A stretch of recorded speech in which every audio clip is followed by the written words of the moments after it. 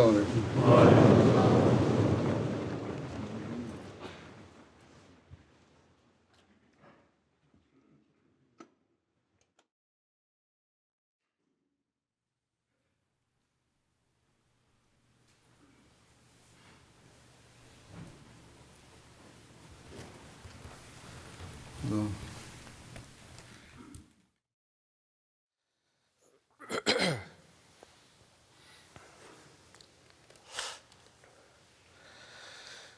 اللہ اکبر اللہ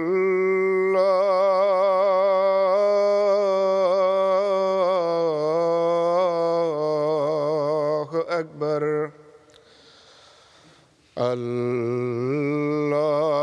اللہ اکبر اللہ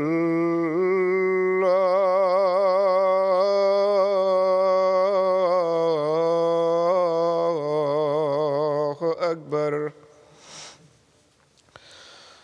أشهد أن لا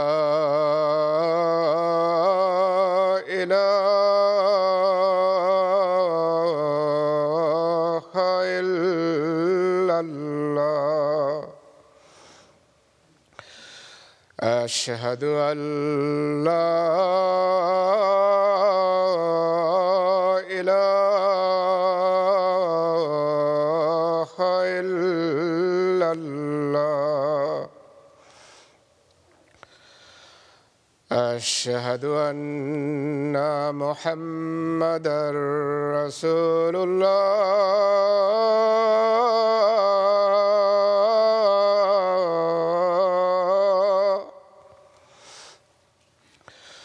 أشهد أن محمدًا رسول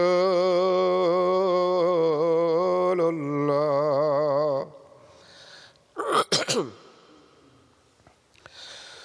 حي على الصلاة.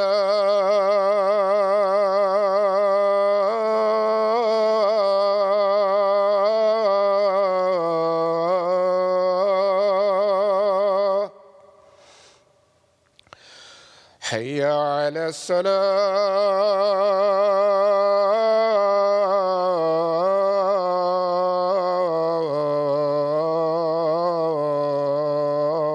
الصلاة. حي على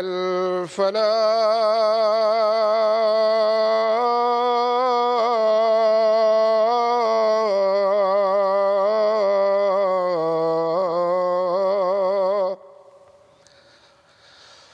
حي على الفلاح.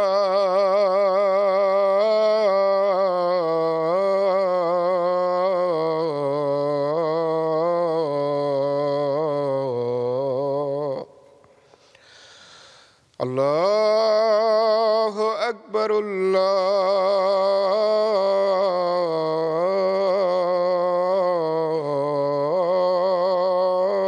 الله أكبر. لا إله إلا الله.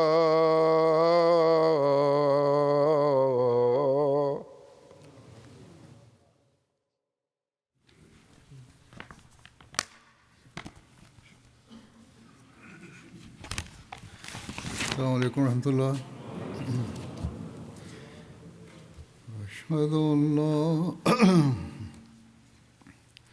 أشهد أن لا إله إلا الله وحده لا شريك له وأشهد أن محمدًا عبده ورسوله. أما بعد فأعوذ بالله من الشيطان الرجيم. بسم الله الرحمن الرحيم. الحمد لله رب العالمين. الرحمن الرحيم. مالك يوم الدين. إياك نعبد وإياك نستعين. اهدنا الصراط المستقيم. صراط الذين أنعمت عليهم غير المغضوب عليهم ولا الضالين.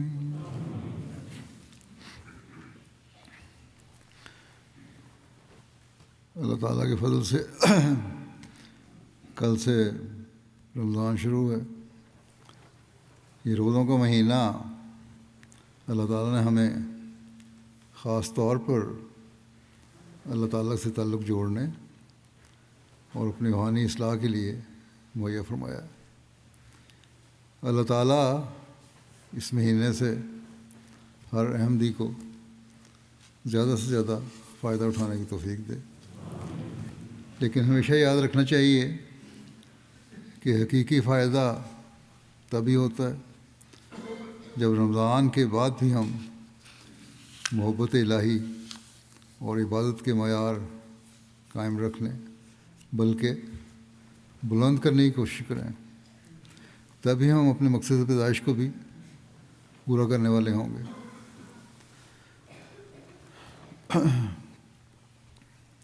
جیسا کہ گزشتہ چند جمعوں سے میں حضرت صلی اللہ علیہ وسلم کی محبت الہی، عبادت کے طریق اور معیار اور مومنین کو اس پر عمل کرنے کی جو آپ نے نصائح فرمائی، ہدایات فرمائی ہیں، ان کے بارے میں بیان کرتا رہا ہوں. پھر آپ کے غلام صادق کہ آپ صلی اللہ علیہ وسلم کے اسوہ حسنہ کی پیروی میں واقعات بیان کیے تھے. تو یہ مضمون تو چل رہا ہے ابھی بھی، اور آج رمضان کی مناسبت سے بھی یہی چلتا رہے گا. حضرت مسیح علیہ الصلوۃ والسلام کی سیرت کے اسی حوالے سے کچھ واقعات بیان کروں گا جو اللہ تعالیٰ سے تعلق اور دعاؤں کی طرف کا میں جن کا اظہار ہوتا ہے. یہ بھی اللہ تعالیٰ کا خاص فضل ہے کہ وہ عبادت اور محبت الہی کے ان واقعات کو جو آقا اور غلام کے ہیں یہاں تک ہمیں لے آیا کہ ہم رمضان میں داخل ہو گئے. ہمیں اپنا جائزہ بھی اس لحاظ سے لینے کی توفیق مل رہی ہے اور مل سکتی ہے کہ ہم اپنی حالتوں کو بہتر کر سکیں. بس جو واقعات میں بیان کروں گا یا کرتا رہا ہوں، ہم میں سے ہر ایک کو چاہیے کہ اپنی روحانی حالت کو بہتر کرنے اور جائزہ لینے کے لیے انہیں اپنے سامنے رکھے اور کوشش کرتا رہے کہ ہم ان باتوں اور اعمال پر بھی عمل کریں گے جو ہمارے آقا حضرت محمد مصطفیٰ صلی اللہ علیہ وسلم اور آپ کے غلام صادق کے عبادت کے طریق تھے، یا جو اللہ تعالیٰ سے ان کا تعلق تھا. صرف یہی نہ ہو کہ ہم ان واقعات کو سنیں اور معزوز ہوں، بلکہ یہ ہمارے لیے رہنما ہونے چاہئیں. واقعات میں حضرت مسیح علیہ السلام کے حضرت مرزا بشیر احمد صاحب کی ایک روایت پیش کرتا ہوں. انہوں نے مکرم مولوی محمد عبداللہ بطالوی صاحب کا بیان لکھا ہے کہ انہوں نے بتایا کہ 1907 کی غالباً بات ہے کہ ایک دفعہ امت الرحمن صاحبہ بنت قاضی ضیاء الدین صاحب مرحوم، جو کہتے ہیں میرے رشتہ دار بھی تھیں ننیالی، انہوں نے ایک کاغذ کا پردہ مجھے دیا جو رضی کے طور پر تھا، لیکن چونکہ اس پر حضرت مسیح علیہ الصلوۃ والسلام اور حضرت ام المومنین ایدہ اللہ تعالیٰ کے ہاتھوں کی لکھی ہوئی عبارتیں تھیں، اس لیے میں نے ان کو تبرکاً نہایت شوق سے حاصل کیا اور محفوظ رکھا.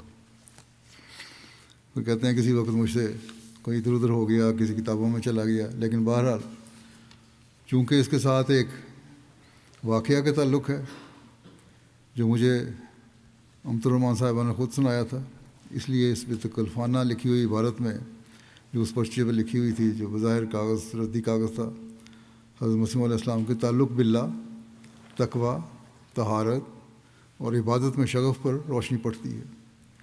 کہتے ہیں اس لیے میں اس کا ذکر کرنا ضروری سمجھتا ہوں. امت الرحمان صاحبہ جن دنوں حضرت مسیح علیہ السلام کے گھر میں رہا کرتی تھیں، انہوں نے دیکھا اور کہتے ہیں مجھے بیان کیا کہ ایک دن حضرت مسیح علیہ السلام اور حضرت ام المومنین نے یہ تجربہ کرنا چاہا کہ دیکھیں آنکھیں بند کر کے کاغذ پر لکھا جا سکتا ہے یا نہیں۔ اب آپس میں گھریلو ماحول ہے، اس میں یہ تجربہ ہو رہا ہے میاں بیوی کا۔ چنانچہ وہ پرزہ کاغذ پکڑ کر اس پر حضرت مسیح موعود علیہ السلام نے کہتے ہیں یہ عبادت لکھی جو مجھے حرف بحرف یاد ہے، کہ کاغذ گم ہو گیا لیکن مجھے یاد ہے، اور بڑے وثوق سے میں کہہ سکتا ہوں کہ اگر وہ دستیاب بھی ہو جائے تو یہی الفاظ اس پر لکھے ہوئے ہوں گے۔ حضور نے آنکھیں بند کرنے کی حالت میں جو لکھا وہ یہ تھا کہ انسان کو چاہیے کہ ہر وقت خدا تعالیٰ سے ڈرتا رہے اور 5 وقت اس کے حضور دعا کرتا رہے۔ بس یہ وہ معیار ہے جس کی آپ نے ہمیشہ اپنے ماننے والوں کو تلقین کی۔ آپ کو ہر وقت صرف یہی خیال رہتا تھا کہ میرے ماننے والے بلکہ ہر مومن انسان ایسا ہو جس میں خدا خوفی ہو اور وہ ہمیشہ عبادت کی طرف توجہ رکھنے والا ہو۔ بہرحال کیونکہ اس تحریر پہ حضرت اماں جان کی بھی تحریر تھی، وہ بھی میں بیان کر دیتا ہوں، جو عام گھریلو معاملات کے بارے میں تھی۔ حضرت اماں جان کے سادہ الفاظ تھے، وہ یہ تھے کہ محمود میرا پیارا بیٹا ہے، کوئی اس کو کچھ نہ کہے۔ اور پھر ایک اور فقرہ بچوں کے بارے میں ہی تھا کہ مبارک احمد بسکٹ مانگتا ہے۔ تو یہ بہرحال دونوں کی تحریریں تھیں۔ تو لکھتے ہیں کہ یہ عام گھریلو باتیں تھیں جو انہوں نے لکھیں۔ پھر کہتے ہیں کہ حضرت مسیح علیہ السلام کی عبارت اگرچہ شکستہ تھی لیکن پختہ تھی۔ وہ آنکھیں بند کر کے لکھا تھا، جو لگ رہا تھا کہ سیٹ کے لکھا ہوا ہے، لیکن بہرحال اس میں پختگی تھی اور پڑھی جاتی تھی۔ باوجود آنکھیں بند کر کے لکھنے کے اس میں سطر بندی مثل دوسری تحریرات کے قائم تھی۔ اسی طرح دوسری تحریرات میں سیدھا لائن میں آدمی لکھتا ہے، وہ قائم تھا، سیدھی لائن تھی۔ لیکن حضرت ام المومنین کے حروف اپنی جگہ سے اوپر نیچے تھے اور سطر بندی بھی قائم نہیں رہی۔ لیکن کہتے ہیں خاص بات جو اس میں ہے، یہ تو خیر ہو گئی ہے لکھی ہوئی تحریر کیا تھی، جس کا مجھے ہمیشہ لطف آتا ہے، اور واقعی یہ لطف والی بات ہے کہ اپنے گھر میں بے تکلفانہ بیٹھے ہوئے بھی اگر اچانک بے سوچے سمجھے کوئی بات حضور کو لکھنی پڑتی ہے تو وہ نصیحتانہ کلمات کے سوا اور کوئی نہیں سوچی۔ اور ام المومنین یہ عبارت ایسی تھی جو ماحول کے مطابق ان کے ذہن میں موجود ہو سکتی تھی۔ تو انہوں نے لکھا ہے یہ آگے، اور یہ حقیقت ہے کہ یہ وہ فرق ہے جو معموروں اور دوسروں میں ہوا کرتا ہے۔ آپ کے دل میں ایک درد تھا کہ کس طرح انسانوں کو خدا تعالیٰ کے قریب لایا جائے اور ان میں عبادت کا شوق پیدا کیا جائے۔ بس یہ ایک سادہ سی گھر کے ماحول کی بات ہے، لیکن اس میں بڑا گہرا سبق ہے۔ اسی طرح حضرت مرزا بشیر احمد صاحب نے ایک اور واقعہ بیان کیا ہے، میاں عبداللہ سنوری صاحب نے بیان کیا۔ حضرت صاحب نے 1884 میں ارادہ فرمایا کہ قادیان سے باہر جا کر کہیں چلا کشی فرمائیں اور ہندوستان کی سیر بھی کر لیں گے۔ چنانچہ آپ نے ارادہ فرمایا کہ سوجان پور ضلع گرداسپور میں جا کر خلوت میں رہیں، اور اس کے متعلق حضور علیہ السلام نے اپنے ہاتھ کا لکھا ہوا ایک پوسٹ کارڈ میاں عبداللہ کہتے ہیں مجھے روانہ کیا۔ تو میں نے عرض کیا کہ مجھے بھی سفر اور ہندوستان کے سفر میں ساتھ رکھیں۔ حضور نے منظور فرمایا، مگر پھر حضور کو سفر سوجان پور کے متعلق الہام ہوا کہ تمہاری عقدہ کشائی ہوشیار پور میں ہوگی۔ چنانچہ آپ نے سوجان پور جانے کا ارادہ ترک کر دیا اور ہوشیار پور جانے کا ارادہ کر لیا۔ جب آپ ماہ جنوری 1886 میں ہوشیار پور جانے لگے تو مجھے خط لکھ کر حضور علیہ السلام نے قادیان بلایا میاں عبداللہ کو، اور شیخ مہر علی رئیس ہوشیار پور کو خط لکھا کہ میں 2 ماہ کے واسطے ہوشیار پور آنا چاہتا ہوں، کسی ایسے مکان کا انتظام کر دیں جو شہر کے کنارے پر ہو اور اس میں بالا خانہ بھی ہو، 2 منزلہ ہو اور باہر ہو۔ شیخ مہر علی نے اپنا ایک مکان جو طویلے کے نام سے مشہور تھا خالی کر دیا۔ حضور بحلی میں بیٹھ کر، یعنی بحلی چھوٹی بیل گاڑی کو کہتے ہیں، دریائے بیاس کے راستے تشریف لے گئے میاں عبداللہ صاحب کہتے ہیں کہ میں شیخ احمد علی اور فتح خان صاحب ساتھ تھے۔ فتح خان رسول پور متصل ٹانڈا ضلع ہوشیارپور کا رہنے والا تھا اور حضور کا بڑا معتقد تھا، مگر بعد میں بدقسمتی ہے کہ مولوی محمد حسین بٹالوی کے اثر کے نیچے آ کر مرتد ہو گیا۔ حضور جب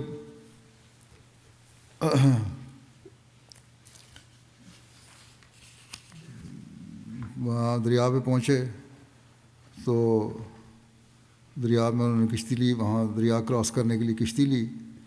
جب کشتی چل رہی تھی تو حضور علیہ السلام نے کہتے ہیں مجھے سے مخاطب ہو کر فرمایا کہ میاں عبداللہ، کامل کی صحبت اس سفر دریا کی طرح ہے جس پہ پار ہونے کی امید ہے اور غرق ہونے کا بھی اندیشہ ہے۔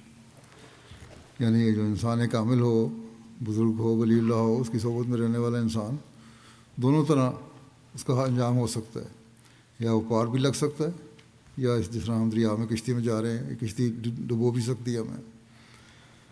کہتے ہیں میں نے حضور کی یہ بات سرسری طور پر سنی، مگر جب فتح خان مرتد ہوا تو مجھے حضرت صاحب کی یہ بات یاد آئی۔ بہرحال کہتے ہیں ہم راستے میں فتح خان کے گاؤں میں قیام کرتے ہوئے دوسرے دن ہوشیارپور پہنچے۔ وہاں جاتے ہی حضرت صاحب نے طویلے کے بالا خانے میں قیام فرمایا، اور اس غرض سے کہ ہمارا آپس میں کوئی جھگڑا نہ ہو، ہم تینوں کے الگ الگ کام مقرر فرما دیے۔ میرے سپرد کھانا پکانے کا کام ہوا، فتح خان کی یہ ڈیوٹی لگائی گئی کہ وہ بازار سے سودا وغیرہ لایا کرے۔ شیخ احمد علی کا یہ کام مقرر ہوا کہ گھر کا بلائی کام اور آنے جانے والے کی مہمان نوازی کرے۔ اس کے بعد حضرت مسیح علیہ السلام نے بدریہ دستی اشتہارات اعلان کر دیا کہ 40 دن تک مجھے کوئی صاحب ملنے نہ آئیں اور نہ کوئی صاحب مجھے دعوت کے لیے بلائیں۔ ان 40 دن کے گزرنے کے بعد میں یہاں 20 دن اور ٹھہروں گا۔ ان 20 دنوں میں ملنے والے ملیں، دعوت کا ارادہ رکھنے والے دعوت کر سکتے ہیں، اور سوال و جواب کرنے والے سوال جواب کر لیں۔ حضرت صاحب نے ہمیں بھی حکم دیا کہ ڈیوڑی کے اندر کی زنجیر ہر وقت لگی رہے، یعنی دروازہ اندر سے لاک ہو، اور گھر میں بھی کوئی شخص مجھے نہ بلائے۔ میں اگر کسی کو بلاؤں تو اس حد تک میری بات کا جواب دے جس حد تک کہ ضروری ہے، اور نہ کوئی اوپر بالا خانے میں میرے پاس آئے، نہ اوپری منزل میں جہاں آپ ٹھہرے ہوئے تھے کوئی اور آئے۔ بہرحال کہتے ہیں میرا کھانا اوپر پہنچانے، اور پھر آپ نے فرمایا کہ میرا کھانا اوپر پہنچا دیا جاوے، مگر اس کا انتظار نہ کیا جائے کہ میں کھانا کھا لوں، خالی برتن پھر دوسرے وقت لے جایا کرو۔ پھر آپ نے یہ بھی فرمایا کہ نماز میں اوپر پڑھا کروں گا اپنی، کیونکہ میں چلہ کاٹ رہا ہوں تو میں اپنے اوپر نماز پڑھوں گا، اور تم لوگ نیچے پڑھ لیا کرو اکٹھے۔ جمعہ کے لیے آپ نے یہ فرمایا بہرحال کہ جمعہ کیونکہ ضروری ہے، اس لیے کوئی ویران سی مسجد تلاش کرو جو شہر کے ایک طرف ہو جہاں ہم علیحدگی میں نماز ادا کر سکیں۔ چنانچہ شہر کے باہر ایک باغ تھا جس میں ایک چھوٹی سی مزان مسجد تھی، وہاں جمعہ کے دن حضور تشریف لے جایا کرتے تھے اور ہم کو نماز پڑھاتے تھے اور خطبہ بھی خود پڑھتے تھے۔ میاں عبداللہ صاحب بیان کرتے تھے کہ میں کھانا چھوڑنے اوپر جایا کرتا تھا اور حضور سے کوئی بات نہیں کرتا تھا، مگر کبھی حضور مجھ سے خود کوئی بات کرتے تو جواب دے دیتا۔ ایک دفعہ حضرت صاحب نے مجھ سے فرمایا، میاں عبداللہ، ان دنوں میں مجھ پر بڑے بڑے خدا تعالیٰ کے فضل کے دروازے کھلے ہیں، اور بعض اوقات دیر تک خدا تعالیٰ مجھ سے باتیں کرتا رہتا ہے۔ اگر ان واقعات کو لکھا جاوے تو وہی کئی ورق ہو جائیں۔ چنانچہ میاں عبداللہ صاحب کہتے ہیں کہ پسرے ماؤد کے متعلق علامات بھی اسی چلے میں ہوئے تھے، اور بعد میں چلے کے ہوشیارپور سے ہی آپ نے اس پیشگوئی کا اعلان فرمایا تھا۔ یہ 20 فروری 1886 کا اشتہار ہے جو جماعت میں پیشگوئی مسلم موت کے نام سے بھی جانا جاتا ہے۔ یہ بھی ایک خاص توارد ہے کہ آج 20 فروری ہے اور پسرے ماؤد کی پیشگوئی کے بڑی شان سے پورا ہونے کا دن بھی ہے۔ وہ پسرے ماؤد جو پیدا ہوا پیشگوئی کے مطابق 52 سال خلافت اس کی قائم رہی، اور اللہ تعالیٰ نے اسے کامیابیوں سے نوازا۔ وہ ساری پیشگوئیاں، علامات اور باتیں پیشگوئی مسلم موت میں تھیں، وہ سب حضرت مرزا بشیر الدین محمود احمد رضی اللہ عنہ میں پوری ہوئیں۔ اور یہ توارت میں اس لیے کہہ رہا ہوں کہ یہ واقعہ آج کے دن ہی میرے سامنے آ گیا، ورنہ آگے پیچھے بھی آ سکتا تھا، لیکن اللہ تعالیٰ کی اسی میں یہ حکمت تھی کہ آج کے دن ہی آئے اور میں بیان بھی کر دوں۔ 20 فروری کے حوالے سے پیش گوئی مسلم موت کا دن ہے۔ اس واقعے کا پس منظر بھی بیان ہو گیا، کس طرح آپ گئے، چلہ کشی کی اور آپ کو وہاں بشارتیں دی گئیں۔ اس کے جلسے بھی آج کل ہو رہے ہیں جماعت میں، اور اس سے تاریخ کا بھی پتہ لگ جاتا ہے۔ MTV پروگرام آ رہے ہیں، ان سے بھی پتہ لگ جاتا ہے، ان کو دیکھنا چاہیے۔ بہرحال کہتے ہیں کہ جب 40 دن گزر گئے تو پھر آپ حسب اعلان 20 دن اور وہاں ٹھہرے۔ ان دنوں میں کئی لوگوں نے دعوتیں بھی کیں، کئی لوگ مذہبی تبادلہ خیالات کے لیے آئے، اور باہر سے حضور کے پرانے ملنے والے لوگ بھی مہمان آئے۔ انہی دنوں میں مرلی دھر سے آپ کا مباحثہ ہوا جو سرما چشم عاریہ میں درج ہے۔ جب 2 مہینے کی مدت پوری ہو گئی تو حضرت صاحب واپس اسی راستے سے قادیان روانہ ہوئے۔ ہوشیار پور سے 5 میل کے فاصلے پر ایک بزرگ کی قبر ہے، وہاں پہ ایک اور واقعہ بھی لکھا ہے یہاں سفر کے دوران، جہاں باغیچہ سا لگا ہوا ہے۔ وہاں پہنچ کر حضور تھوڑی دیر کے لیے بہلی سے اتر آئے اور فرمایا یہ عمدہ سایہ دار جگہ ہے، یہاں تھوڑی دیر کے لیے ٹھہر جاتے ہیں۔ اس کے بعد حضور قبر کی طرف تشریف لے گئے، اور کہا جاتا تھا کہ یہ کسی بزرگ کی قبر ہے۔ میاں عبداللہ صاحب کہتے ہیں کہ میں بھی پیچھے پیچھے ساتھ ہو گیا، اور شیخ احمد علی اور فتح خان بہلی کے پاس ہی رہے۔ آپ مقبرے پر پہنچ کر دروازہ کھول کر اندر گئے اور قبر کے سرانے کھڑے ہو کر دعا کے لیے ہاتھ اٹھائے اور تھوڑی دیر تک دعا فرماتے رہے۔ پھر واپس آئے اور مجھ سے مخاطب ہو کر فرمایا جب میں نے دعا کے لیے ہاتھ اٹھائے تو جس بزرگ کی یہ قبر ہے وہ قبر سے نکل کر دوزانہ ہو کر میرے سامنے بیٹھ گئے، اور اگر آپ ساتھ نہ ہوتے تو میں ان سے باتیں بھی کر لیتا۔ ان کی آنکھیں موٹی اور رنگ سانولا ہے۔ پھر آپ نے فرمایا کہ دیکھو اگر یہاں کوئی مجاور ہے تو اس سے ان کے حالات پوچھیں اس بزرگ کے۔ چنانچہ حضور نے مجاور سے دریافت کیا، اس نے کہا کہ میں نے ان کو خود تو نہیں دیکھا کیونکہ ان کی وفات کو قریباً 100 سال گزر گئے ہیں۔ ہاں اپنے باپ دادا سے یہ سنا ہے کہ یہ اس علاقے کے بڑے بزرگ تھے اور علاقے میں ان کا بہت اثر تھا۔ حضور نے پوچھا ان کا حلیہ کیا تھا؟ وہ کہنے لگے کہ سنا ہے کہ سانولا رنگ تھا اور موٹی موٹی آنکھیں تھیں۔ پھر ہم وہاں سے روانہ ہو کر قادیان پہنچے۔ وہی حلیہ بیان کیا جو حضرت مسیح نے بیان فرمایا تھا کہ بزرگ سامنے ہو کے بیٹھ گئے۔ تو بعض لوگ کہتے ہیں کلام ہوتا ہے مردوں سے، بعض نیک لوگوں کو، اولیاء اللہ کو، نبیوں کو کلام بھی اسی طرح ہو جاتا ہے، بعض نظر آ جاتے ہیں۔ یہ اللہ تعالیٰ کے اپنے طریقے ہیں۔ بہرحال یہ سفر ختم ہوا اور وہ قادیان پہنچے۔ حضرت مرزا بشیر احمد صاحب کہتے ہیں کہ میں نے اس سفر کے بارے میں میاں عبداللہ سے دریافت کیا کہ حضرت صاحب اس خلوت کے زمانے میں کیا کرتے تھے اور کس طرح عبادت کرتے تھے۔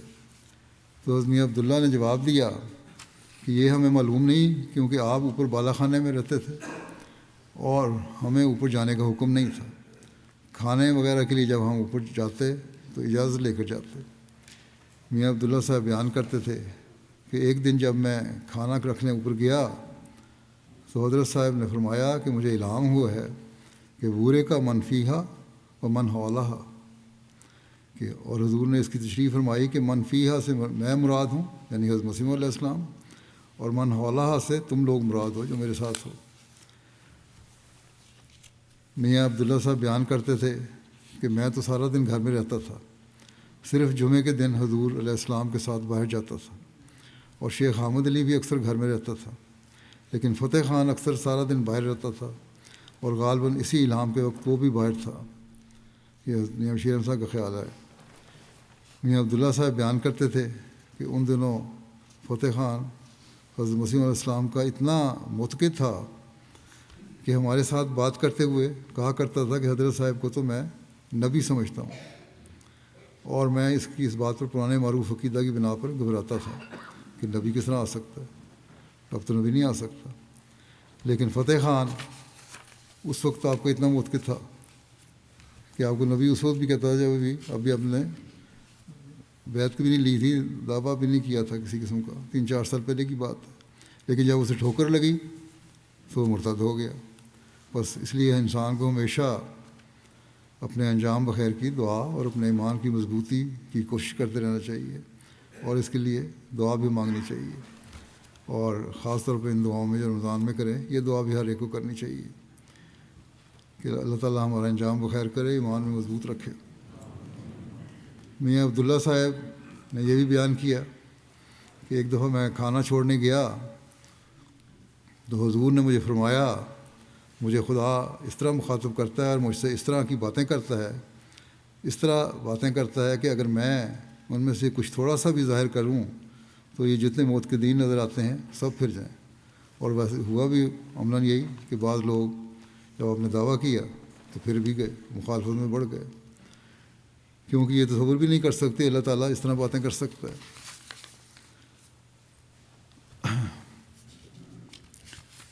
اسی طرح ایک اور واقعہ ہے نماز پڑھنے کے بارے میں۔ آپ کے بعض لوگ نماز کے فقہی مسائل کے بارے میں بات کرتے ہیں کہ کس طرح ہاتھ باندھنے چاہیے اور نماز کی مختلف حرکات کس طرح ہوں۔ تو حضرت مسیح علیہ الصلوۃ والسلام عبادت اور نماز کے وقت کس طرح کیا کرتے تھے، نماز کس طرح پڑھتے تھے۔ ایک اس کے واقعہ میں آتا ہے میاں علی محمد صاحب حضرت مسیح علیہ السلام کے نماز کا طریق بیان کرتے ہیں کہ ایک دفعہ میں نے حضور کو نماز سنت پڑھتے ہوئے دیکھا۔ فرض سے پہلے آپ سنت میں پڑھ رہے تھے، حضور علیہ السلام نے ہاتھ ناف سے اوپر بندھے ہوئے تھے اور دائیں ہاتھ کی درمیانی انگلی کونی تک پہنچتی تھی، بلکہ کچھ پیچھے ہی رہتی تھی۔ سجدہ کرتے وقت آپ دونوں ہاتھوں کے درمیان ماتھا اور ناک زمین پر رکھتے تھے اور انگلیاں سیدھی کعبے کی سمت ہوتی تھیں، ہاتھ یوں سیدھے ہوتے تھے۔ جب آپ سجدے سے اٹھتے تھے تو کیونکہ آپ کی دستار مبارک ڈھیلی ہوتی تھی، پیچھے ہٹ جاتی تھی، اس کو انگلی سے سیدھا کر لیتے تھے۔ بہرحال یہ سنتیں انہوں نے لکھا ہے کہ سنتیں حضور علیہ السلام نے مسجد اقصیٰ میں اپنے والد ماجد کی قبر کے جنوب میں کھڑے ہو کر پڑھیں، اور اس کے بعد پھر فرض نماز شروع ہوئی جو مولوی نور الدین صاحب نے پڑھائی۔ اسی طرح حضرت محمد جمیل صاحب بیان کرتے ہیں جن دنوں پہلے طاعون کی بیماری پڑی اور حضرت اقدس باغ میں ڈیرا لے گئے، یعنی اپنے سارے خاندان سمیت وہاں شفٹ ہو گئے۔ کہتے ہیں ہم لوگ راتوں کو پہرا دیا کرتے تھے، اور کیونکہ طاعون کی بیماری کی وجہ سے کھلی جگہ مناسب ہوتی ہے اس لیے وہاں گئے تھے۔ بہرحال کہتے ہیں رات کے پہرے کے دوران ہم حضرت صاحب کے کیمپ کے پاس سے گزرتے اور حضرت حضور علیہ السلام نماز میں ہی مصروف نظر آتے، خدا جانے اب سوتے کس وقت ہوں گے۔ اسی طرح حضرت چودھری بھائی عبدالرحمٰن صاحب بیان کرتے ہیں کہ حضور تہجد کی نماز بڑی عاجزی سے پڑھا کرتے تھے، چنانچہ چھوٹی مسجد کے سامنے والی کوٹری میں بھی آواز سنائی دیتی تھی۔ حضور کا معمول تھا کہ اہدنا الصراط المستقیم کو بار بار دہراتے تھے۔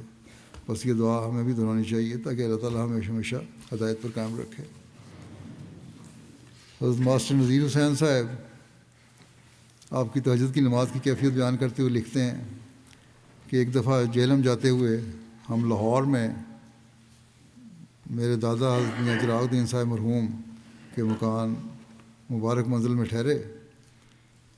حضرت مسیح موعود علیہ السلام نے رات یہیں گزاری۔ ایک کمرے میں حضور کے سونے کے لیے جگہ بنا دی گئی۔ کہتے ہیں میں بھی اسی کمرے کے باہر دالان میں دروازے کے پاس سو گیا۔ رات کے کوئی 3 بجے جب میں جاگا اور کمرے کے اندر حضور کو دیکھا تو حضور نماز پڑھ رہے تھے۔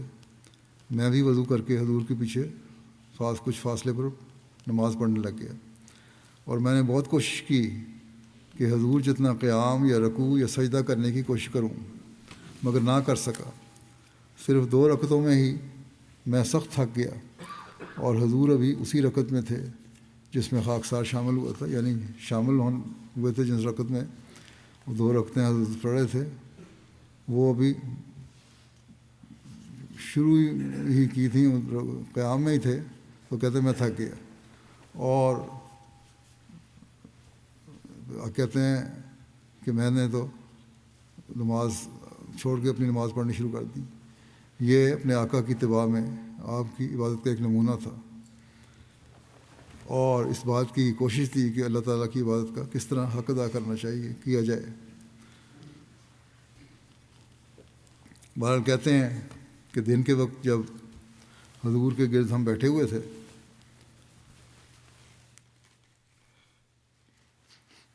اور حضور جماعت کو تہجد پڑھنے کی تاکید فرما رہے تھے، تہجد پڑھنے کی تلقین فرما رہے تھے جماعت کو بھی، تو خاکسار نے عرض کیا کہ اگر تہجد نہ پڑھی جائے تو کم از کم کیا کیا جائے؟ پھر لوگ پوچھتے ہیں نا، نظر نہیں پڑی جاتی پھر کیا کیا جائے؟ اس پر حضور نے فرمایا کہ اس وقت استغفار کثرت سے پڑھیں، خدا کی تسبیح و تحمید کثرت سے کریں، اس سے پھر تہجد پڑھنے کی توفیق مل جاتی ہے۔ اب یہ دعائیں جو آپ نے سکھائیں وہ اس لیے نہیں کہ یہ تہجد کا متبادل ہو جائیں گی، بلکہ اس لیے کہ ان سے تہجد پڑھنے کی توفیق ملے گی۔ حضرت مرزا بشیر احمد صاحب نے بھی لکھا ہے کہ مجھ سے جب تہجد پڑھنے میں غفلت ہو جاتی ہے، غالباً مرزا بشیر احمد صاحب کا یہ بیان کہ میں یا راوی کا، تو میں اس پر عمل کرتا ہوں اور مجھے تہجد کی توفیق مل جاتی ہے۔ بس یہ وہ نسخہ ہے جسے ہمیں بھی سستی کے دنوں میں اپنانا چاہیے۔ آج کل ہم رمضان سے گزر رہے ہیں اور تہجد کی کچھ نہ کچھ توفیق تو مل ہی جاتی ہے، اگر نہیں بھی ملتی تو کوشش کرنی چاہیے۔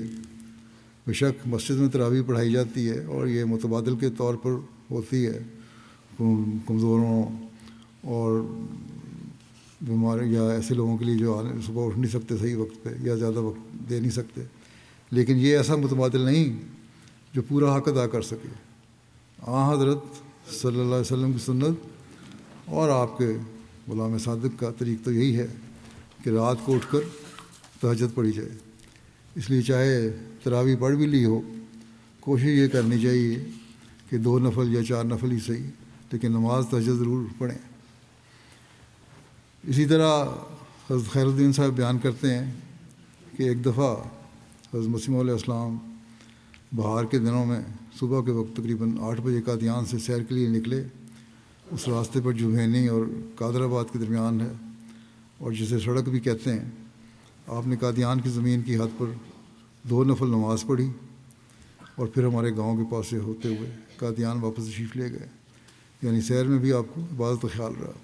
اب قادیان میں رہنے والوں کا بھی کام ہے کہ آپ نے تو قادیان کے اندر بھی اور کناروں کو بھی نفل اور نمازیں پڑھی ہوئی ہیں، اس لیے اس کے تقدس کا خیال رکھیں اور اس بستی کے کا حق ادا کرتے ہوئے اپنی عبادتوں کے معیاروں کو اونچا کریں۔ حضرت ملک نیاز محمد صاحب کہتے ہیں کہ 1904 میں جب میں قادیان گیا تو حضرت مسیح علیہ السلام دوران مقدمہ کرم دین والے گرداسپور تشریف لے جایا کرتے تھے۔ جب میں بھی وہاں گیا تو ایک تالاب کے نزدیک ایک مکان میں حضور فروکش تھے اور احباب جماعت بھی وہاں ٹھہرتے تھے۔ لنگر خانہ بھی اسی کے ایک حصے میں جاری تھا۔ کچہری میں میں نے دیکھا کہ حضور کے لیے ایک دری بچھائی جاتی تھی اور حضور اس پر بیٹھتے تھے اور دوسرے احباب بھی اس پر بیٹھتے تھے۔ وہ ایک بڑی دری تھی، سارے بیٹھ جاتے تھے۔ کہتے ہیں ایک بات میں نے نوٹ کی جو خاص طور پر یاد ہے حضور کے ہر وقت باوضو رہنے کے بارے میں، کہ حضور جب بھی پیشاب وغیرہ کے لیے جاتے تو اس کے بعد وضو ضرور کر لیتے تھے، جس سے مجھے یقین ہو گیا کہ حضور علیہ السلام ہر وقت باوضو رہتے ہیں۔ آپ سبحان اللہ و بحمدہ سبحان اللہ العظیم بہت آہستگی سے مسلسل پڑھتے رہتے تھے۔ حضرت چودھری بھائی عبدالرحیم صاحب بیان کرتے ہیں کہ ابتدائی ایام میں حضور کا معمول تھا کہ حضور نمازوں میں عموماً سب سے پہلے مسجد میں تشریف لاتے تھے۔ چنانچہ ایک دفعہ میں نے کوشش کی کہ میں سب سے پہلے پہنچوں، مگر حضور وہاں پہلے سے موجود تھے۔ حضور اقدس نے اپنی جوانی کا ایک حصہ جو کہ کم و بیش 7 سال پر محیط تھا سیال کوٹ میں گزارا۔ وہاں بھی آپ کے جو شب و روز گزرے ان میں محبت الہی سب سے نمایاں وصف تھا، اور جس نے بھی بیان کیا اس نے حضور کی خلوت و گوشہ نشینی اور نماز و تلاوت میں انہماک کا خاص طور پر ذکر کیا۔ اس ضمن میں سیال کوٹ کے چند معتبر اور بزرگ سمجھے جانے والے افراد کی شہادتیں پیش کرتا ہوں میں۔ حکیم بدر حسین صاحب لکھتے ہیں، یہ ان کی شہادت ہے، گو کہ وہ حضرت مسیح علیہ السلام کے دعوی معمولیت کے بعد دشمنان احمدیت کی صف اول میں چلے گئے تھے اور بطور ناول حضرت مسیح موعود علیہ السلام کے بعض واقعات پر معاندانہ اعتراضات بھی کیے، تاہم حضور کے زمانہ قیام سیالکوٹ کی پاکیزہ یاد کو مخالفت کے ہجوم میں بھی فراموش نہیں کر سکے۔ چنانچہ وہ لکھتے ہیں، ثقہ صورت یعنی بڑے قابل اعتماد شکل والے اور شخصیت، عالی حوصلہ اور بلند خیالات کے انسان اپنی علو ہمتی کے مقابل کسی کا وجود نہیں سمجھتا۔ اندر قدم رکھتے ہی وضو کے لیے پانی مانگا، جس وقت واقعہ بیان کر رہے ہیں وہاں جس کمرے میں داخل ہوئے وہ، اور وضو سے فراغت پا کر نماز مغرب ادا کی۔ وظیفہ بھی تھا، وظیفہ میں تھے، اس کے بعد پھر ذکر الہی بھی کیا۔ پھر مشہور مسلم لیڈر مولوی ظفر علی خان صاحب کے والد بزرگوار، اخبار ذمہ دار کے ایڈیٹر منشی سراج الدین صاحب مرحوم نے بیان کیا کہ مرزا غلام احمد نے 1860 یا 1861 کے قریب ضلع سیالکوٹ میں محرر کے قریب ضلع سیالکوٹ میں محرر تھے۔ اس وقت آپ کی عمر 22-23 سال ہوگی، اور ہم چشم دید شہادت سے کہہ سکتے ہیں کہ جوانی میں بھی آپ نہایت صالح اور متقی بزرگ تھے۔ کاروبار ملازمت کے بعد ان کا تمام وقت مطالعہ دینیات میں صرف ہوتا تھا، اور وہ عوام سے کم ملتے تھے۔ ایک دفعہ حضرت شیخ یعقوب علی صاحب عرفانی سیالکوٹ میں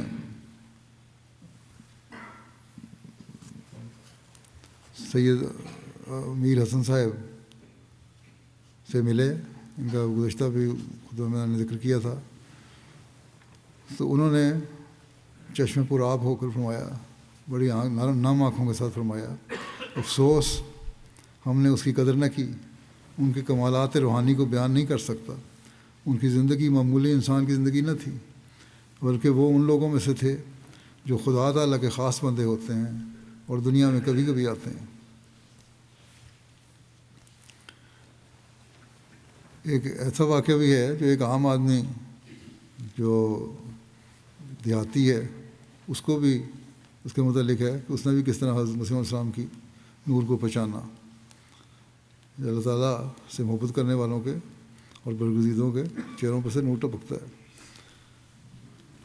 حضرت مرزا بشیر احمد صاحب نے لکھا ہے کہ حضرت والدہ صاحبہ نے بیان کیا کہ ان سے حضرت مسیح علیہ السلام نے بیان کیا کہ ایک دفعہ کسی مقدمے کے واسطے میں ڈلہوزی پہاڑ پر جا رہا تھا، تو راستے میں بارش آ گئی۔ میں اور میرا ساتھی چکے سے اتر آئے اور ایک پہاڑی آدمی کے مکان کی طرف گئے جو راستے کے پاس تھا۔ میرے ساتھی نے آگے بڑھ کر مالک مکان سے اندر آنے کی اجازت چاہی، مگر اس نے روک دیا۔ ایک چھوٹا سا کمرہ ہوگا، بیچاروں غریبوں کے مکان تو ایسے ہی ہوتے تھے۔ اس پر ان کی باہم تکرار ہو گئی اور مالک مکان تیز ہو گیا اور گالیاں دینے لگ گیا۔ جب انہوں نے کہا کہ میں نے آنا ہے، اس نے کہا میں نہیں آنے دینا، تو تکرار شروع ہو گئی۔ حضرت صاحب نے فرمایا کہ میں یہ تکرار سن کر آگے بڑھا، اور جو ہی میری اور مالک مکان کی آنکھیں ملیں تو پیشتر اس کے کہ میں کچھ بولوں، اس نے اپنا سر نیچے ڈال لیا اور کہا کہ میں یہ بات کہ اصل میں بات یہ ہے کہ میری ایک جوان لڑکی ہے، اس لیے میں اجنبی آدمی کو گھر میں نہیں گھسنے دیتا، مگر آپ بے شک اندر آ جائیں۔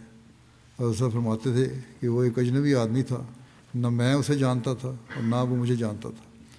تو یہ دراصل وہ خدائی نور ہے، شرافت اور عبادت کی نشانی تھی جو آپ کے چہرے سے اسے بھی نظر آ گئی، اور اس نے کہا ٹھیک ہے آپ اندر آ سکتے ہیں۔ خدا تعالیٰ کی ذات ہر وقت آپ کے مدنظر رہتی تھی، کسی بھی مصروفیت یا مشغولیت نے آپ کو ذکر الہی سے دور نہیں کیا۔ چنانچہ مقدمات میں بھی ہم نے یہی اسوہ دیکھا ہے، میں نے پہلے واقعہ بھی بیان کیا تھا۔ ایسے نازک وقت میں نماز کا اہتمام اور التزام ایک مشکل امر ہوتا ہے جب مقدمہ پیش ہو رہا ہو، لیکن آپ خدا کی محبت میں ایسے متوکل اور بے نیاز تھے کہ مقدمہ عدالت میں پیش ہے، حاضری کا کوئی وقت بھی ہو سکتا ہے، ہر کارہ کسی کو بھی بلا سکتا ہے، لیکن جو ہی نماز کا وقت ہوتا آپ عدالت کی صدا کو چھوڑ کر اور غیر حاضری سے ہونے والے نقصانات کی کچھ بھی پرواہ نہ کرتے ہوئے بارگاہ الہی کی صدا پر لبیک کہتے ہوئے اس کی بارگاہ میں حاضر ہو جاتے ہیں۔ یہ ہے اصل چیز جو ہر ایک کو یاد رکھنی چاہیے کہ نماز کے وقت میں نماز کو بہرحال مقدم کریں۔ یہ وہ اسوہ ہے اور نمونہ ہے جو ایک مومن کا خاصہ ہے۔ آپ نے اپنے آقا سے یہ سیکھا اور اس پر عمل کیا اور ہمارے سامنے یہ نمونہ رکھا۔ شیخ یعقوب علی صاحب عرفانی نے بڑے خوبصورت انداز میں آپ کی حالت بیان کی ہے۔ لکھتے ہیں کہ مقدمات کا یہ سلسلہ بڑا لمبا تھا اور چیف کورٹ تک بعض مقدمات کی پیروی آپ کو کرنی پڑتی تھی۔ تو لکھتے ہیں کہ میں اس سیرت کے پڑھنے والوں کو حضرت مرزا صاحب کی زندگی کے اس حصے سے واقف کرتے ہوئے جس امر پر متوجہ کرنا چاہتا ہوں وہ آپ کا تعلق باللہ ہے۔ جن لوگوں کو حضرت صاحب کی صحبت میں رہنے اور آپ کی باتیں سننے کا موقع ملا ہے یا جنہوں نے ان تقریروں کو جو شائع ہو چکی ہیں پڑھا ہے، وہ جانتے ہیں کہ حضرت مرزا صاحب ہمیشہ دست باکار اور دل بایار، یعنی ہاتھ کام میں اور دل یار میں، دل یار یعنی خدا کی یاد میں مصروف ہے، اور اس کی بھی یہی آپ ہدایت فرماتے تھے۔ مقدمات میں فریق مقدمہ کو عام طور پر دیکھا گیا کہ مدعی ہو یا مدعا علیہ ایک اضطراب اور بے قراری کی حالت میں ہوتے تھے، مگر مرزا صاحب جب مقدمات کی پیروی کے لیے جاتے تو طبیعت میں کوئی بے چینی اور گھبراہٹ نہیں ہوتی تھی۔ پورے استقلال اور وقار کے ساتھ دل بایار متوجہ رہتے۔ جہاں یہ مقدمات کی پیروی محض اطاعت والد کی فرض کے ادا کرنے کے لیے تھی، وہاں آپ نے ان مقدمات کے دوران کبھی نماز قضا نہیں کی اور اس طرح ان فرائض سے غافل نہیں ہوئے جو اللہ تعالیٰ کے حقوق کے متعلق ہیں۔ عین کچہری میں وقت نماز پر اسی طرح مشغول ہو جاتے، گویا آپ کو اور کوئی کام ہی نہیں ہے۔ اور پھر واقعات بھی انہوں نے لکھے ہیں کہ وہی اس طرح کچہری سے آوازیں پڑتی تھی، بعض دفعہ ایسا ہوا مگر آپ بے پرواہ ہوئے۔ پھر لکھتے ہیں کہ مقدمات کے ان سفروں میں بھی ہر لمحہ اگر دھیان رہا تو اسی ذات کا جو خالق اور رب العالمین ہے۔ آپ کو طلوع ہوتے ہوئے سورج، رات کے آسمان پر چمکتے ہوئے چاند ستاروں، گرتے ہوئے جھرنوں اور آبشاروں، بلند و بالا پہاڑوں، بہتے پانیوں، لہلہاتے کھیتوں، پرندوں کی چہچہاہٹ اور رعد و برق کی آوازوں میں ایک ہی ہستی کا پرتو نظر آتا تھا اور اسی مبدأ الانوار کی جھلک نظر آتی ہے۔ یعنی اللہ تعالیٰ کی ہر چیز میں آپ کو اللہ تعالیٰ کی قدرت نظر آیا کرتی تھی، ہر طرف اسی محبوب حقیقی کا جلوہ نظر آتا تھا۔ وہ چاند کو دیکھ کر اگر سخت بے قل ہوتا ہے تو اس لیے کہ اس میں بھی جمال یار کے کچھ آثار دکھائی دیتے ہیں۔ چشمہ خورشید میں اس کی موجیں مشہود نظر آتی ہیں اور ہر ستارے میں اس کی چمکار کا تماشا دکھائی دیتا ہے۔ خوب رویوں میں ملاحت اسی خالق حقیقی کے حسن کا پتہ دیتی ہے۔ ہر حسین آنکھ اسی کو دکھاتی ہے اور ہر گیسوئے خمدار کا ہاتھ اسی خدائے واحد کی طرف اشارہ کر رہا ہوتا ہے، اور ہر گل و گلشن اس کے حسن و احسان کا چمن کے خوشبو سے معطر کر دیتا ہے۔ بہت خوبصورت بیان کیا ہے آپ نے۔ سچی بات تو یہ ہے، کہتے ہیں کہ سچی بات تو یہ ہے کہ کہنے کو تو آپ علیہ السلام ان مقدمات کے لیے جا رہے ہوتے تھے، لیکن دراصل ان سفروں میں بھی غم اغیار کے سارے جھگڑے کٹ رہے ہوتے تھے۔ اس کیفیت کا ذکر کرتے ہوئے انہوں نے لکھا ہے، گزشتہ جیسا میں واقعہ بیان کر چکا ہوں لاہوری کے سفر کا، وہاں بھی آپ نے سڑک کے نظارے دیکھ کے یہی کہا کہ جب پانیوں کے جھرنے اور پہاڑوں کے سبزار کتنی خوبصورت ہیں، بس اسی ایک ذات میں فنا اور رضا کی کیفیت تھی جو ہر آن آپ پر طاری رہتی تھی۔ دن ہو یا رات، خلوت ہو یا جلوت، اس محبوب حقیقی کی یاد کبھی دل سے محب نہیں ہوتی تھی۔ حضرت مرزا بشیر احمد صاحب فرماتے ہیں کہ مجھے سے والدہ صاحب نے بیان کیا کہ ایک دفعہ حضرت مسیح موعود علیہ السلام نے فرمایا کہ مجھے اللہ تعالیٰ کی طرف سے معلوم ہوا ہے، یا فرمایا کہ بتایا گیا ہے اور اللہ تعالیٰ کی طرف سے کہ سبحان اللہ ہے و بحمدہ سبحان اللہ العظیم بہت پڑھنا چاہیے۔ والدہ صاحبہ فرماتی ہیں کہ اس وجہ سے آپ اسے بہت کثرت سے پڑھتے تھے، حتیٰ کہ رات کو بستر پر کروڑ بدلتے ہوئے بھی یہی کلمہ آپ کی زبان پر ہوتا تھا۔ حضرت مرزا بشیر احمد صاحب کہتے ہیں کہ میں نے جب مولوی شیر علی صاحب سے یہ روایت بیان کی تو انہوں نے کہا کہ میں نے بھی یہی دیکھا کہ حضرت مسیح علیہ السلام سبحان اللہ بہت پڑھتے تھے، اور حضرت مرزا بشیر احمد صاحب نے اپنا مشاہدہ بھی بیان کیا ہے کہ میں نے حضرت مسیح علیہ السلام کو ہمیشہ سبحان اللہ پڑھتے سنا ہے. آپ بہت آہستہ آہستہ ٹھہر ٹھہر کر سکون و اطمینان سے اور نرمی کے ساتھ یہ الفاظ زبان پر دہراتے تھے. اس طرح کے گویا ساتھ ساتھ صفات باری تعالیٰ پر غور بھی فرماتے جاتے تھے. پھر انہوں نے لکھا حضرت مرزا بشیر احمد صاحب نے کہ پیر سراج الحق صاحب نعمانی نے مجھے بیان کیا کہ حضرت صاحب کے سونے کی کیفیت یہ تھی کہ تھوڑے تھوڑے عرصے کے بعد آپ جاگ اٹھتے اور منہ سے آہستہ آہستہ سبحان اللہ فرمانے لگ جاتے اور پھر سو جاتے تھے. حضرت شیخ یعقوب علی سرفانی لکھتے ہیں کہ حضرت مسیح علیہ السلام کو اپنے آقا اور محسن حضرت نبی کریم صلی اللہ علیہ وسلم کے طرز و اتباع میں گوشہ نشینی اور گوشہ تنہائی بہت پسند تھا، اور اگر ان کے اختیار میں ہوتا تو کبھی باہر نہ آتے. متعدد مرتبہ یہ بات آپ نے اپنی تقریروں اور تحریروں میں ظاہر کی ہے. غرض جب آپ کی گوشہ نشینی نازک طبیعت اور خلوت پسند فطرت پر ایک پرزور اثر پڑا اور جذبہ الہیہ سے آپ بالکل اللہ تعالیٰ کی طرف کھینچے گئے، تو آپ نے اپنے والد صاحب کو خط لکھا. اس مکتوب کو پڑھنے سے معلوم ہوگا کہ حضور علیہ السلام کس طرح اول عمر سے ہی اس دنیا سے متنفر اور اللہ تعالیٰ سے اپنے تعلقات کو مضبوط کرنے کی فکر میں رہتے تھے.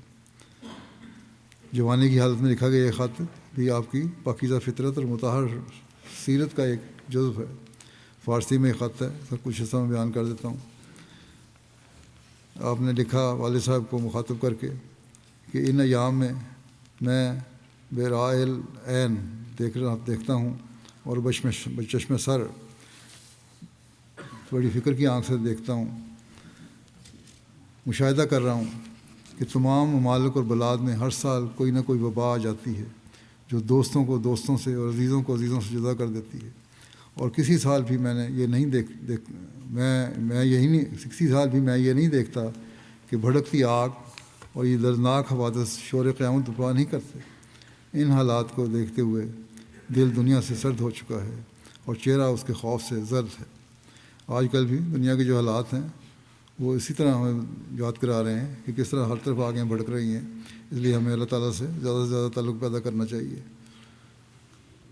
اور پھر ہم نے لکھا اس خط میں کہ اکثر شیخ مصلح الدین سعدی شیرازی کے یہ 2 مصرے یاد آتے ہیں اور حسرت کے آنسو بہتے چلے جاتے ہیں کہ مکن تکیہ بر عمر ناپائیدار مبائش ایمن اور بازی روزگار. کہ عمر ناپائیدار پر تکیہ نہ کر اور روزگار کے اس کھیل سے کبھی اپنے آپ کو امن میں نہ سمجھ. یہ نہ سمجھو کہ ہم دنیا میں پڑ گئے ہیں تو محفوظ ہو گئے. پھر لکھا کہ نیز یہ 2 مصرے فرخ قادیانی اس زمانے میں مسیح علیہ السلام اپنا تخلص فرخ لکھا کرتے تھے. اس کے دیوان میں دل کے زخموں پر نمک پاشی کرتے ہیں کہ بدنیا دوں دل مبند اے جواں کہ وقت اجل می رسد ناگہاں. کہ اے نوجوان اس گھٹیا دنیا سے دل نہ لگا کہ اجل کا وقت اچانک آ جایا کرتا ہے. میں چاہتا ہوں کہ میں بقیہ عمر گوشہ تنہائی میں بیٹھوں، لوگوں کی صحبت سے دامن بچاؤں اور اللہ سبحانہ کی یاد میں مشغول ہو جاؤں تاکہ گزشتہ پر عذر اور معافات کا تدارک ہو سکے. اس خط سے معلوم ہوتا ہے، اور بھی لمبا خط ہے یہ، کہ حضرت مسیح علیہ السلام کسی شہرت اور عظمت کے طلبگار نہ تھے اور خدا تعالیٰ کے ساتھ ایک تعلق صافی رکھتے تھے. یہ امر واقعہ ہے کہ آپ کے گوشہ نشینی اور گوشہ گزینی سے اس قدر محبت تھی کہ آپ کبھی جلوت میں نہ آتے اگر اللہ تعالیٰ کے حکم کی تعمیل مد نظر نہ ہوتی.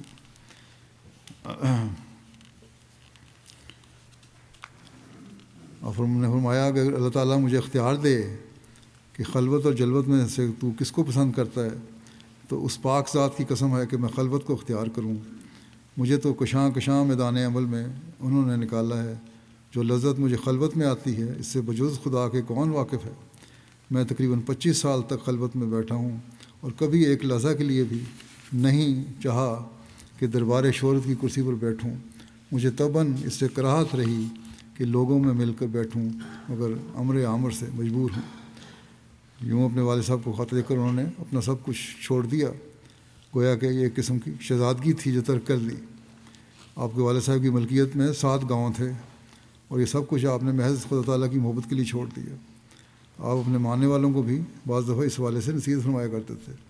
چنانچہ ایک واقعہ میں لکھا ہے کہ میاں محمد موسیٰ صاحب بیان کرتے ہیں کہ میں ایک دفعہ قادیان گیا تو وہاں ایک نو مسلم شخص تھا۔ اس نے حضرت مسیح موعود علیہ السلام کی خدمت میں عرض کیا کہ حضور مجھے اجازت دیجیے، فصل تیار ہے۔ بڑا ذمہ دار تھا، میں نے تقسیم کرانی ہے، ہاریوں سے تقسیم کرتی ہیں، جو مظاہرے ہوتے ہیں ان سے تقسیم بٹائی ہوتی ہے ان سے۔ آپ نے فرمایا کتنی فصل ہے؟ اس نے عرض کیا کہ حضور بہت زیادہ ہے۔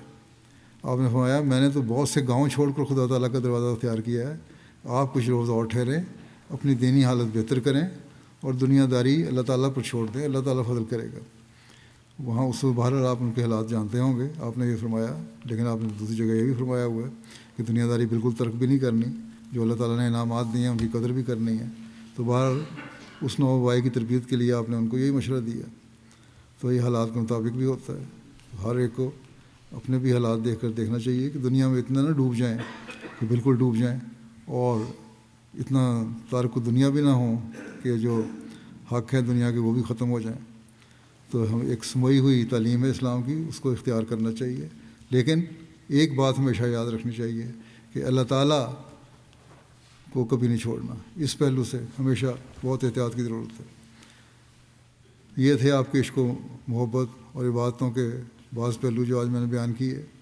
اللہ تعالیٰ اس رمضان میں ہمیں حقیقت میں عبادت کا بھی صحیح حق ادا کرنے کی توفیق عطا فرمائے، اور اللہ تعالیٰ اپنی محبت میں بھی ہمیں بڑھنے کی توفیق عطا فرمائے، تاکہ ہم زیادہ سے زیادہ اس رمضان کا فیض اٹھاتے رہیں اور بعد میں بھی اس فیض کے اثرات ہم پر قائم رہیں۔ اللہ تعالیٰ ہمیں وہ بنائے جو حقیقی مومن اور ایک مسلمان کی نشانی ہے۔ ان دنوں میں خاص طور پر مشکلات اور جھوٹے مقدمات میں گرفتار احمدیوں کے لیے بہت زیادہ دعا کریں۔ احمدی بھائیوں کو اللہ تعالیٰ یہ آسانیاں پیدا فرمائے۔ امت مسلمہ کو بھی دعاؤں میں یاد رکھیں۔ دنیا کی تباہی سے بچنے کے لیے بھی دعا کریں۔ اللہ تعالیٰ جس طرح یہ ان کو اس شر سے، اس معصوم لوگوں کو ان کے شر سے بچائے، اور اگر یہ جنگ اور تباہی مقدر ہے تو اللہ تعالیٰ ہمیشہ معصوموں کو اس سے بچا کے رکھے اور ظالموں کی پکڑ فرمائے۔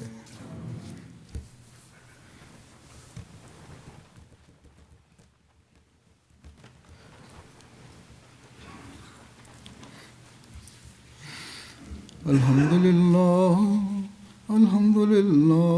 نحمده ونستعینه ونستغفره ونؤمن به ونتوکل علیہ ونعوذ باللہ من شرور انفسنا ومن سیئات اعمالنا من يهده الله فلا مضل له ومن يضلل فلا هادي له ونشهد أن لا إله إلا الله ونشهد أن محمدا عبده ورسوله عباد الله رحمكم الله إن الله يأمر بالعدل والإحسان وإيتاء ذي القربى وينهى عن الفحشاء والمنكر والبغي يعظكم